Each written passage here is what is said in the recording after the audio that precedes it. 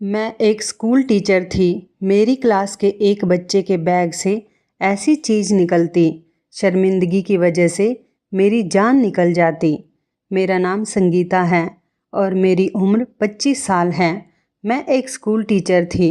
हमारे घर का माहौल बहुत ही सख्त था और मेरे जॉब करने पर भी रोक टोक थी। मैंने किसी तरह मम्मी से कहा कि पापा को मनाए, क्योंकि घर में पैसों की ज़रूरत है। हमारा कोई भाई नहीं था। जो करना था मुझे ही करना था। जब मैं सब कुछ करने के लिए तैयार थी तो पता नहीं उनको क्या परेशानी थी। हमारे स्कूल में एक अजीब तरीके का बच्चा आता था। मैं उसे अजीब इसलिए कह रही हूँ क्योंकि वो हर रोज़ अपने बैग में कोई ऐसी चीज़ डाल कर आता था जिसे देखकर मैं हैरान रह जाती थी। मुझे स्कूल में पढ़ाते हुए 3 साल होने वाले थे, लेकिन ये बच्चा 2 महीने पहले ही आया था और उसके बैग में एक ऐसी चीज़ थी जिसके बारे में मैं किसी को बता भी नहीं सकती थी, क्योंकि मैं फिर खुद भी शर्मिंदा होती।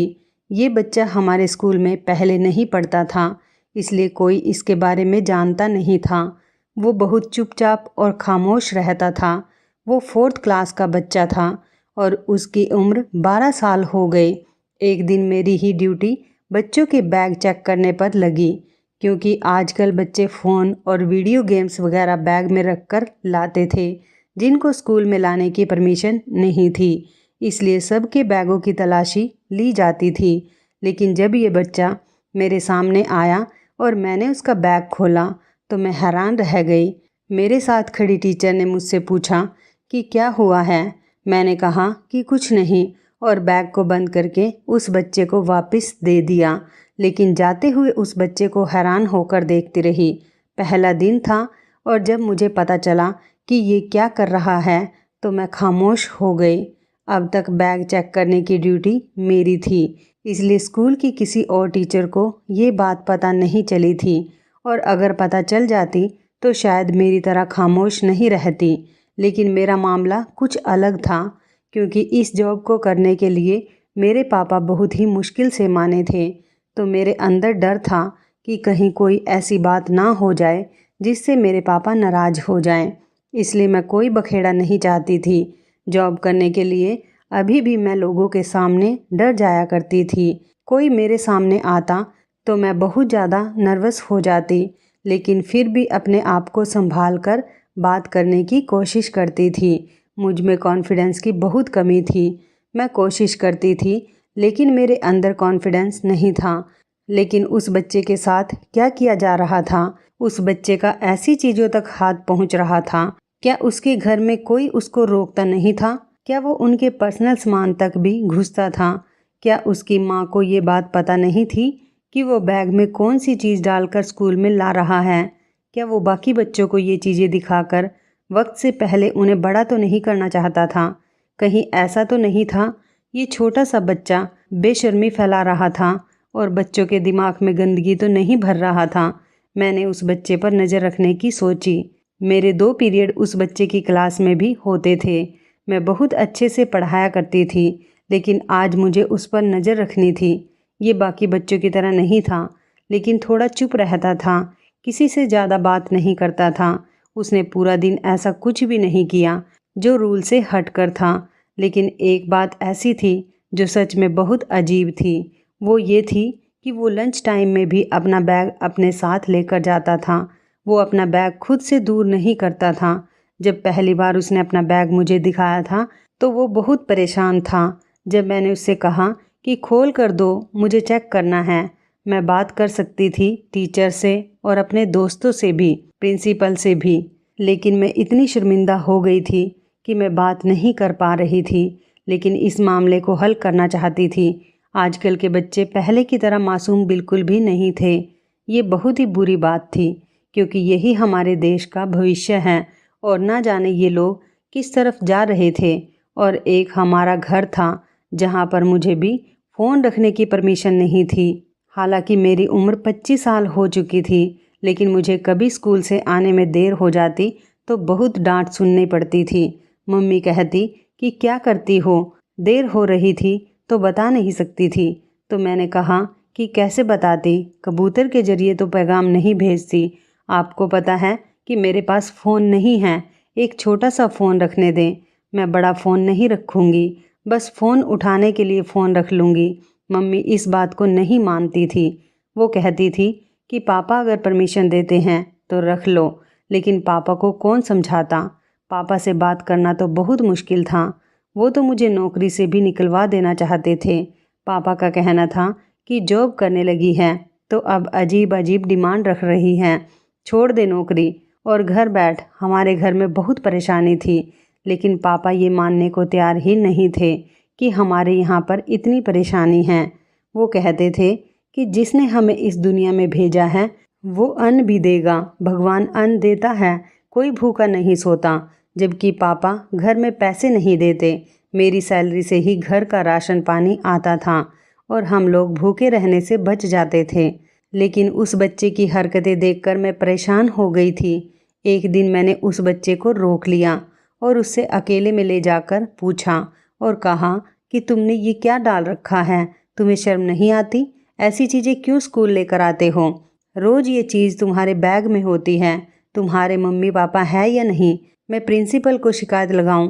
उस बच्चे ने पहले तो सारी बातें सर झुकाकर आराम से सुन ली और उसके बाद उसने सर उठाया तो उसके चेहरे पर बच्चों वाले भाव नहीं थे, किसी ऐसे इंसान के भाव थे कि या तो वह मुझे मार देना चाहता है या फिर मुझे ब्लैकमेल करना चाहता है। जैसे वो मुझे अभी कहेगा कि अच्छा तुम मेरी शिकायत लगाओगी, इतनी हिम्मत है तुम में। उसने मुझे 2 पल देखा और कहा कि तुम किसी को कुछ नहीं बता सकती। इतना कहकर वह वहाँ से चला गया और सचमुच मेरी सांस रुक गई थी। मैं डर गई थी, जैसे कि मुझे सच में किसी बड़े आदमी ने धमकी दी हो और कहा कि तुम कुछ नहीं बता सकती और अगर बताओगी तो मैं तुम्हें जान से मार दूंगा या कुछ ऐसा करूंगा जो तुमको हमेशा याद रहेगा। उस बच्चे के अंदर ना जाने क्या एहसास था जो मुझे महसूस हो गया और मैंने सच में किसी को कुछ नहीं बताया। मैं किसी को कुछ भी नहीं बता सकती थी। मैं प्रिंसिपल के सामने इस तरह की बात कैसे करती? वो बच्चों को स्कूल से निकाल देती है। हो सकता है वह सब मासूमियत में कर रहा था, लेकिन आज उसके चेहरे पर मुझे मासूमियत नज़र नहीं आ रही थी। ये बात तो पक्की थी और ये भी हो सकता था कि कोई और उसके बैग में भी ये चीज़ रख रहा था और अब तो काफ़ी देर हो चुकी थी। अगर मैं अब बताती भी तो मुझसे पूछा जाता कि ये सब कब से हो रहा है और अगर मैं कहती कि 2 महीने से, तो उन्होंने यही कहना था कि आपने पहले क्यों नहीं बताया? आपको किस बात का डर था कि आप भी उस बच्चे के साथ मिली हुई थी? इतनी सी बात बताने में आपको कौन सी शर्म आ रही थी? अब तो मैं बीच में फंस चुकी थी। कहते हैं कि अगर हम किसी पाप का हिस्सा नहीं होते तो मुखबिरी करते, इसलिए मैं चुप रही थी और उसकी राजदार बन चुकी थी। एक दिन उसका काम पूरा नहीं था तो मैंने उसे डांट दिया और कहा कि तुम्हारा दिमाग पढ़ाई की तरफ नहीं है, किन चीज़ों में लगाया हुआ है, इन चीज़ों से अपना दिमाग हटा लो। लेकिन अगले ही दिन कुछ ऐसा हुआ कि मैं हैरान रह गई। मेरे पैरों तले से ज़मीन निकल गई। उस बच्चे ने प्रश्न उत्तर याद नहीं किए थे। मैं उसे 5-6 दिन से माफ़ कर रही थी। मेरी आदत नहीं थी बच्चों पर हाथ उठाने की। मैं बच्चों पर हाथ नहीं उठाती थी, लेकिन उसने मुझे इतना मजबूर कर दिया। जब मैंने कहा कि क्वेश्चन क्यों याद नहीं है तो वो कहने लगा कि नहीं करूँगा, मेरी मर्जी, मैं कुछ भी करूँ। ये सुनकर मुझे और गुस्सा आ गया। मैंने उस बच्चे को हल्का सा थप्पड़ लगाया, लेकिन वो बच्चा ऐसे ज़मीन पर गिर गया जैसे कि मैंने उसे बहुत ज़ोर से मारा है, जबकि मैं बच्चों को ऐसे नहीं मारती थी। वो बच्चा ज़मीन पर गिरकर रोने लगा। तभी साथ वाले कमरे में से टीचर आ गई और कहने लगी, क्या कर दिया? इसे मारने की परमिशन नहीं है। मैं भी बहुत बुरी तरह घबरा गई। वो इतनी बुरी तरह से रो रहा था कि उसने रोते रोते अपना सांस बंद कर लिया। उसके घर वालों को बुला लिया गया। थोड़ी देर के बाद उसके माता पिता और वो बच्चा और मेरे साथ की टीचर जो उसे देखने के लिए आई थी, सब लोग प्रिंसिपल के कमरे में खड़े थे। कोर्ट जैसा माहौल बना हुआ था और मुझे सब लोग ऐसे देख रहे थे जैसे मैंने बहुत बड़ा गलत काम कर दिया हो। अब मैं किसी को ये भी नहीं कह सकती थी कि इस बच्चे ने ड्रामा किया, जानबूझकर मुझे गुस्सा दिलाने के लिए क्वेश्चन याद नहीं कर रहा था। मैंने इतना कहा कि मैंने हल्के से थप्पड़ मारा, लेकिन इसका पैर फिसल गया और ये गिर गया। हमारे स्कूल का एक नियम था, हमने ये कह रखा था कि हम यहाँ बच्चों को नहीं मारते, ज़्यादा से ज़्यादा लिखने की पनिशमेंट देते हैं या फिर खड़ा कर देते हैं। उसने कहा कि आपको मारने की नौबत क्यों आई, आप डांट भी तो सकती थी, और कहा कि आपकी इस हरकत की वजह से मैं आपको स्कूल से भी निकाल सकती हूँ। मैं बहुत ज़्यादा परेशान हो गई क्योंकि मैं ऐसा बिल्कुल भी नहीं चाहती थी। मैंने प्रिंसिपल से भी सॉरी बोला और जब उसके माता पिता से सॉरी बोलने लगी तो उसकी मम्मी ने कहा कि कोई बात नहीं, हो जाती है गलती, कोई बड़ी बात नहीं है, सिर्फ रोया ही तो है, इससे ज़्यादा तो हम इसे घर में मार लेते हैं, बच्चे शरारती हैं। उसकी माँ ने तसल्ली दी तो प्रिंसिपल ने कहा कि नहीं, हमसे गलती हुई है। उन्होंने कहा कि कोई बात नहीं, आप लोगों ने फ़ोन करके बुलाया था तो हम लोग आ गए, इतनी बड़ी बात नहीं है, आप इनको बिल्कुल भी नहीं डांटें। उन्होंने मेरा साथ दिया। वो एक अच्छी औरत लग रही थी। वो इस बच्चे को वहाँ से लेकर चली गई और प्रिंसिपल ने कहा कि उन लोगों ने कोई एक्शन नहीं लिया, वरना आज तुम नौकरी से निकाल दी जाती। आज के बाद ऐसी कोई हरकत नहीं करना। मैंने कहा आज के बाद ऐसी हरकत नहीं करूँगी। फिर मैंने अपने दोस्त को भी सब कुछ बताया तो वह हैरान हो गई। कहने लगी, तुमने ये बात पहले क्यों नहीं बताई? तो मैंने कहा कि जो बच्चा इतना बड़ा ड्रामा कर सकता है, आज मैं उसकी वजह से नौकरी से जाने वाली थी। अगर मैंने उसी की बात बता दी तो उसे तो साफ साफ मुकर जाना था। वो बहुत शरारती और चालाक बच्चा है। उसकी माँ को भी उसके बारे में पता है, तभी तो वो मेरा साथ दे रही थी, इसलिए कुछ और ही सोचना होगा। मैंने उससे बहुत प्यार से बहुत अच्छे तरीके से बात की। अब मैं भी चालाकी करूँगी। मेरी दोस्त ने कहा कि तुम्हें कुछ ना कुछ तो करना चाहिए, लेकिन मैं बहुत ज़्यादा डर गई थी। अगर मेरी नौकरी चली जाती तो हम लोग तो भूखे मर जाते। मुझे कुछ ऐसा करना था कि जिससे मेरी नौकरी को भी कोई खतरा ना हो। मुझे बच्चे की माँ बहुत अच्छी लगी थी। शायद वो अपने बच्चे के बारे में बहुत अच्छी तरह से जानती भी थी। उसने मुझसे बहुत अच्छे तरीके से बात भी की थी, इसलिए मैंने सोचा कि मुझे उसी से बात करनी चाहिए। लेकिन मुझे उसका नंबर कहाँ से मिलता? मैंने उस बच्चे की डायरी में देखा जिसमें उसके मम्मी पापा दोनों का नंबर लिखा हुआ था। हमारा स्कूल बहुत अच्छा स्कूल था। यहाँ पर हर चीज़ का ख्याल रखा जाता था। अगर किसी बात की कोई इमरजेंसी पड़ जाए, इसलिए मम्मी पापा दोनों का नंबर दिया जाता है। मैंने उसकी मम्मी का नंबर कॉपी कर लिया और घर जाकर कॉल की तो उसने मेरी कॉल नहीं उठाई। उसके बाद मैंने उसे दोबारा कॉल की और फिर मैंने अपने बारे में बताया और मैंने उससे कहा कि अगर बच्चा आपके आसपास बैठा है तो आप उससे साइड हो जाइए। उसने कहा कि नहीं, ऐसा नहीं है, आप बेफिक्र होकर बोलें कि क्या बात है। मैंने कहा कि मैं आपसे मिलना चाहती हूँ अकेले में, लेकिन मैं आपको स्कूल में नहीं मिल सकती, इसलिए आपको कहीं बाहर मिलना होगा। मुझे आपके बेटे के बारे में बहुत ज़रूरी बात करनी है। मैं सोच रही थी कि वो परेशान होंगी, कुछ न कुछ बोलेंगी, लेकिन उसने कहा कि ठीक है, मैं आपसे मिलने के लिए तैयार हूँ। फिर उसने मुझसे पूछा कि मैं कहाँ पर आसानी से आ सकती हूँ। मैंने उसे एक जगह के बारे में बता दिया। हमें वैसे भी कोई घूमने तो नहीं जाना था, हमें सिर्फ बात ही तो करनी थी। वो जगह बहुत अच्छी थी बात करने के लिए। उसने कहा ठीक है, मैं कल वहाँ पर पहुँच जाऊँगी। मैंने स्कूल के बाद का टाइम बताया था क्योंकि मैं स्कूल के बाद ही वहाँ पर जा सकती थी। उस औरत से बात करके मुझे बहुत अच्छा लगा। उसने मेरी बात बहुत अच्छे तरीके से सुनी और मेरे साथ कोऑपरेट भी किया। अगले दिन वो मेरे सामने बैठी थी और मैंने उसे बताया कि आपका बेटा अपने स्कूल बैग में बहुत अजीबोगरीब चीज़ें लेकर आता है। उसने पूछा कौन सी चीज़? मैंने बताया कि आपके बेटे के बैग में आपकी अपनी पर्सनल चीज़ें होती हैं, जो एक औरत की पर्सनल चीज़ हो सकती हैं, जो वो रोज़ इस्तेमाल कर सकती हैं, वो उसके बैग के अंदर होती हैं। और मैंने उसे बताया कि मैंने उससे बात की तो उसने मुझे तेवर दिखाए, तो मैंने उनको वो बात भी बताई उस दिन क्या हुआ था। मैंने कहा कि मैंने उसके बेटे पर बिल्कुल भी हाथ नहीं उठाया था, उसे थप्पड़ कहा भी नहीं जा सकता। मैंने सिर्फ उसकी बेइज्जती करने के लिए उसे हल्का सा थप्पड़ लगाया था ताकि उसे एहसास हो और वो क्वेश्चन याद करके आया करे। मैं उसे चोट नहीं पहुंचाना चाहती थी। उसने मेरी बात बहुत ध्यान से सुनी और फिर मुझे एक ऐसी बात बताई जिसे सुनकर मैं हैरान रह गई। तो उसने एक बच्ची की तस्वीर दिखाई और कहा कि ये मेरी बेटी है। उसने कहा, और जिस बच्चे की आप बात कर रही हैं वो मेरा बेटा नहीं है। दरअसल मैं उसकी असली माँ नहीं हूँ। उसमें उसकी गलती नहीं है।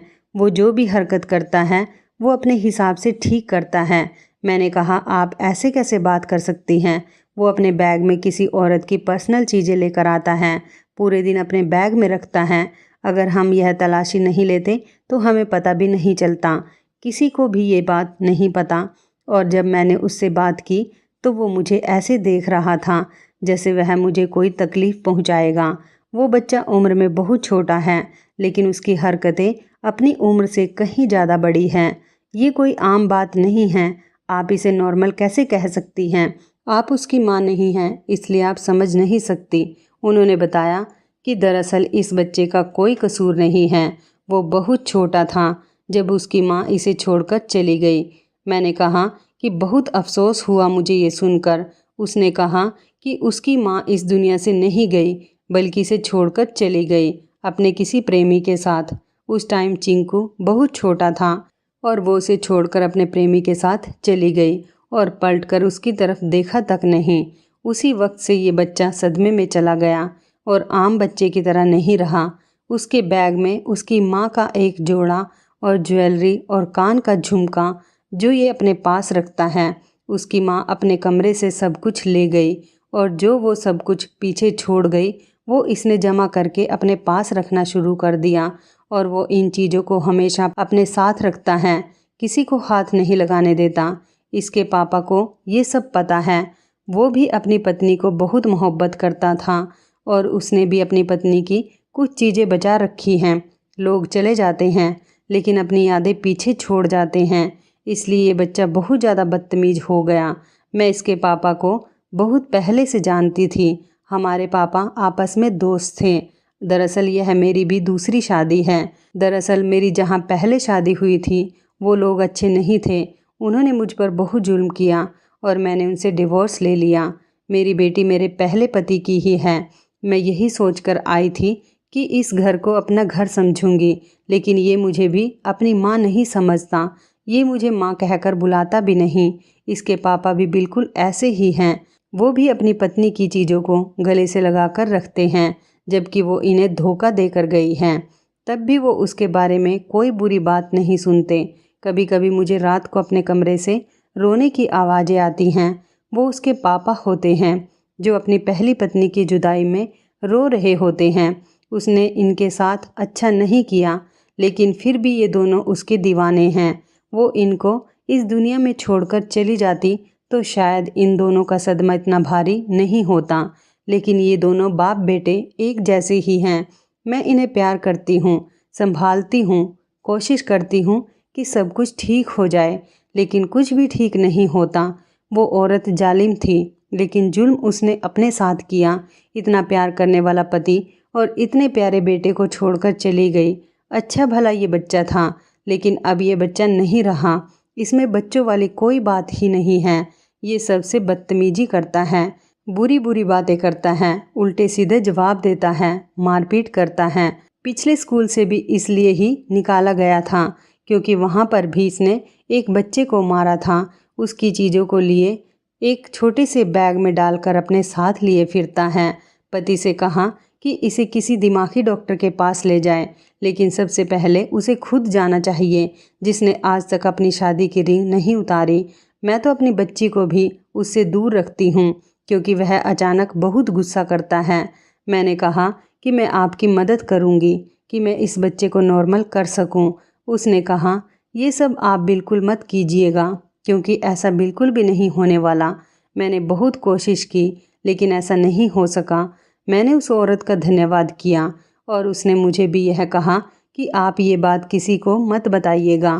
कल को अगर कोई और टीचर इसके बैग में ये चीज़ें देख लेती हैं तो आप उसे समझा दीजिएगा, क्योंकि अगर ये चीज़ें छीन ली जाए तो ये पागल हो जाता है और नुकसान पहुंचा सकता है। घर आई तो मैं उस बच्चे के बारे में यही सोचने लगी कि लोग कैसे अपनी खुशी के लिए अपने बच्चों की ज़िंदगी और दिमागी हालत बर्बाद कर देते हैं। उसकी माँ पता नहीं कहाँ बैठी अपनी ज़िंदगी में जी रही होगी, लेकिन उसका बच्चा 10 साल की उम्र से ही दिमागी बीमारियों से ग्रस्त हो गया, लेकिन उसे उसकी कोई परवाह नहीं। लेकिन मैंने भी सोच लिया था कि ज़िंदगी में कोई अच्छा काम करने का मौका मिल रहा है तो मैं ज़रूर करूँगी। मैं उससे दोस्ती करने की कोशिश करूँगी। ये काम बहुत ज़्यादा मुश्किल था। वो लड़का जो पहले से ही किसी से बात नहीं कर सकता, मेरे साथ तो उसने पहले ही बदतमीजी की थी। मैंने उससे कहा कि ये चीज़ें किस लिए अपने पास रखते हो, इतना तो बता दो, लेकिन वो कुछ नहीं बोला। फिर एक दिन एक और टीचर ने उसका बैग चेक करना चाहा तो वह मेरी तरफ देखने लगा जैसे मुझसे कुछ कह रहा हो कि मुझे बचा लो। मैंने उस टीचर को बातों में लगाकर उसका वो बैग खुद देख लिया और मैंने टीचर से कहा कि इसमें कुछ भी नहीं है। उस दिन उस बच्चे को मुझ पर थोड़ा भरोसा हुआ और उसने मेरे साथ दोस्ती की। धीरे धीरे हमारी दोस्ती बढ़ने लगी। फिर हम एक दूसरे से बातें करते। फिर उसने धीरे धीरे मुझे अपनी माँ के बारे में बताना शुरू किया कि ये उसकी माँ की चीज़ें हैं। मैं उससे बहुत प्यार करता था। मैंने उससे कहा कि कभी कभी हमारे मम्मी पापा हमें छोड़कर चले जाते हैं, लेकिन उनके जाने के बाद हमें अपनी ज़िंदगी को जीना पड़ता है। मैंने उसे बहुत समझाया। मैं उससे बहुत प्यार से बात करती थी। उसे क्वेश्चन याद नहीं होते थे तो मैं उसकी मदद किया करती थी। मुझे हैरानी हुई कि वो सच में एक बहुत अच्छा बच्चा था, लेकिन वो डिप्रेशन में था। धीरे धीरे उसका डिप्रेशन दूर होने लगा और वह जल्द ही एक अच्छा बच्चा बन गया और अब वो सबकी इज्जत करता और सबसे बहुत अच्छे तरीके से बात करता था। मैंने उससे कहा कि तुम्हारी मम्मी इस दुनिया में है, किसी दिन तुमसे मिलने आएगी, तुम उनको माफ़ कर दो, क्योंकि भगवान कहते हैं कि हमें सबको माफ़ कर देना चाहिए। उनकी चीज़ों को दिल से मत लगाओ, उनकी चीज़ों को कहीं संभाल कर रख दो। उसने मेरी बात मानी और उसने ऐसा ही किया। इसी बीच मैंने उसकी माँ से कहा कि वो भी अपने पति को टाइम दे, उसका ख्याल रखे और उसे भी अपनी पत्नी की यादों से निकाले। उसने मेरी बात मानी और अपने घर का माहौल अच्छा करने की कोशिश की। फिर मैंने कहा कि अपने पति और बेटी और बेटे को घर से लेकर निकला करो, बाहर जाया करो। तभी मेरी दोस्ती उसके साथ हो गई और हम दोनों एक दूसरे से बातें भी करने लगे। मैं कभी कभी सोचकर हैरान होती थी कि हम लोग एक दूसरे को जानते तक नहीं थे और वो औरत जो उस घर को बिगाड़ गई थी, अब मुझे वो घर संभालना था और वो काम मुझे भगवान ने दिया था। मुझे इससे कोई फ़ायदा नहीं था, मेरा कोई मतलब नहीं था, लेकिन उनके चेहरे की खुशियाँ लौट आई थी। भगवान ने शायद मुझे उसका गिफ्ट दिया। मेरी शादी बहुत अच्छे घर में हो गई। ये रिश्ता मेरा चिंकू की मम्मी ने ही करवाया था। उनका कोई रिश्तेदार था जो कि अमेरिका में रहता था, वहाँ उसका अपना घर था। अब मैं उस घर का हिस्सा बन गई थी। अब मेरा चिंकू के घर भी आना जाना था। उसके घर में आया जाया करती थी और सब कुछ ठीक हो गया था। ज़िंदगी भर मुझे खुद पर ज़रूर फ़ख्र रहेगा कि मैंने अपनी ज़िंदगी में कोई अच्छा काम ज़रूर किया था। आखिर में उस औरत के बारे में यही कहना चाहूँगी कि उसने बहुत गलत किया। उसने 2 लोगों की दिमागी हालत ख़राब कर दी, उनकी ज़िंदगी दांव पर लगा दी थी। इतने मासूम बच्चे को उसने इतने बड़े सदमे में डाला। मैंने इंसाफ अपने भगवान पर छोड़ दिया। वो कभी भी नज़र नहीं आए, न कभी उसने फ़ोन किया। दुनिया में कैसे कैसे पत्थर दिल लोग होते हैं। भगवान सबको सद्बुद्धि दे। अगर आपने सारी कहानी सुन ली है तो आप समझ ही गए होंगे कि हमें अपने से ज़्यादा अपने बच्चों और अपनों की खुशी का ध्यान रखना चाहिए। हमें कोई हक नहीं बनता किसी की ज़िंदगी ख़राब करने का। अगर चिंकू की माँ को ऐसा ही करना था तो उसे चिंकू के पापा से शादी नहीं करनी चाहिए थी, ना ही बच्चे पैदा करने चाहिए थे।